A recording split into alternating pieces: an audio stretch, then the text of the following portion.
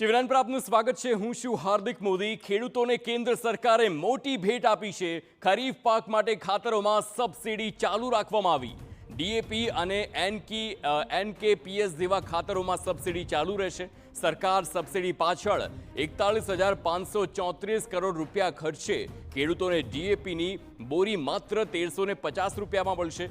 ખાતર પરનો જે વધારાનો બોજ છે તે સરકાર ઉઠાવશે।